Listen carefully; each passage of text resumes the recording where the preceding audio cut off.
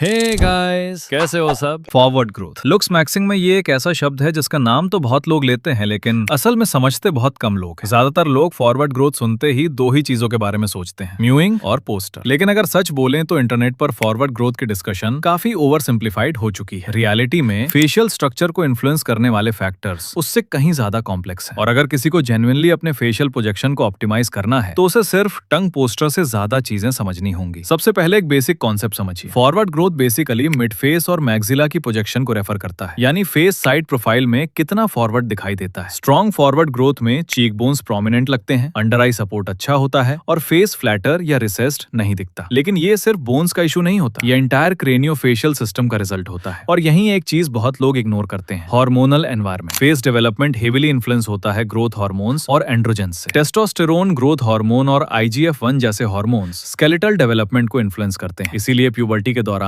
कई लड़कों का फेस सडनली चेंज होने लगता है, जॉ ब्रॉडर लगने लगती है, ब्राउ रिज थोड़ा स्ट्रॉन्गर दिखने लगता है और फेशियल बोन्स थिक हो जाती हैं। ये चेंजेस सिर्फ जेनेटिक्स से नहीं आते, ये हार्मोनल सिग्नलिंग से आते हैं। इसका मतलब ये नहीं कि एडल्ट एज में ड्रामेटिक ग्रोथ पॉसिबल है, लेकिन हार्मोनल हेल्थ फेशियल स्ट्रक्चर की बोन डेंसिटी और मस्कुलर सपोर्ट पर इन्फ्लुएंस डाल सकती है। अब एक दूसरा फैक्टर देखते हैं जिसके बारे में कम लोग बात करते हैं, ब्रीदिंग पैटर्न। बहुत से लोग अननोनिंगली माउथ ब्रीदिंग हैबिट डेवलप कर लेते हैं, और लॉन्ग टर्म में माउथ ब्रीदिंग फेशियल डेवलपमेंट को अफेक्ट कर सकती है। जब ब्रीदिंग मेजल होती है तो टंग नेचुरली पैलेट पर रेस्ट करती है, लेकिन माउथ ब्रीदिंग में टंग नीचे गिर जाती है। इससे पैलेट सपोर्ट कम हो जाता है और मैक्सिलरी डेवलपमेंट प्रभावित हो सकता है। इसीलिए कई ऑर्थोडोंटिस्ट एयरवे हेल्थ और फेशियल डेवलपमेंट के कनेक्शन की बात करते हैं, यानी फॉरवर्ड ग्रोथ सिर्फ बोन की बात नहीं है, ये ब्रीदिंग मैकेनिक्स से भी जुड़ी हुई है। अब आते हैं एक तीसरे फैक्टर पे जिसे बहुत लोग अंडर एस्टिमेट करते हैं, नेक मस्कुलेचर और सर्वाइकल अलाइनमेंट। फेस अकेला स्ट्रक्चर नहीं है, ये नेक और स्कल पोजिशनिंग के साथ इंटरैक्ट करता है। अगर नेक मसल्स वीक हैं और हेड कॉन्स्टेंटली फॉरवर्ड पोजिशन में है तो पूरा क्रेनियोफेशियल फ्रेम कंप्रेस्ड लग सकता है। लेकिन जब सर्वाइकल स्पाइन स्टेबल होती है और नेक मस्कुलेचर स्ट्रॉन्ग होती है तो हेड नेचुरली बेटर अलाइनमेंट में रहता है। इससे फेशियल प्रोजेक्शन विजुअली स्ट्रॉन्गर लग सकती है। यानी कई बार इशू बोन ग्रोथ का नहीं होता, इशू सपोर्ट स्ट्रक्चर का होता है। अब एक और इंटरेस्टिंग फैक्टर है dietary toughness. Modern diet extremely soft हो चुकी है, soft breads, processed foods, refined textures, इनसे चूइंग फोर्स बहुत कम हो जाती है। लेकिन हिस्टोरिकली ह्यूमन डाइट ज्यादा फाइबरस और टफ हुआ करती थी। Hard vegetables, nuts, chewy meets इन फूड्स को चू करने में जॉ मसल ज्यादा एक्टिवेट होती थी, और long term mechanical load jaw bones को इन्फ्लुएंस कर सकता है। इसीलिए एंथ्रोपोलॉजिकल स्टडीज में ट्रेडिशनल पॉपुलेशंस में ब्रॉडर जॉज देखे गए हैं। अब एक प्रैक्टिकल ऑब्जर्वेशन, कई लोग सोचते हैं कि उनका फेस रिसेस्ड है, लेकिन कई केसेस में प्रॉब्लम एक्चुअल बोन रिसेशन नहीं होती। प्रॉब्लम होती है poor poster, high body fat और वीक नेक सपोर्ट। जब बॉडी लीन होती है, पोस्टर करेक्ट होता है और नेक मस्कुलेचर स्ट्रॉन्ग होती है, तो वही फेस काफी डिफरेंट दिखाई देने लगता है। फॉरवर्ड ग्रोथ कोई एक ट्रिक से अचीव होने वाली चीज नहीं है, ये कई सिस्टम्स का कॉम्बिनेशन है। Hormonal health, breathing mechanics, jaw function, neck alignment और ओवरऑल बॉडी कॉम्पोजिशन। जब ये सारे फैक्टर्स एक हेल्दी डायरेक्शन में जाते हैं तो फेस ग्रेजुअली स्ट्रॉन्गर और मोर प्रोजेक्टेड दिखाई देने लगता है। और कई बार लोग इसे गुड जेनेटिक्स समझ लेते हैं, हालांकि रियलिटी में ये जेनेटिक्स और ऑप्टिमाइजेशन दोनों का कॉम्बिनेशन होता है।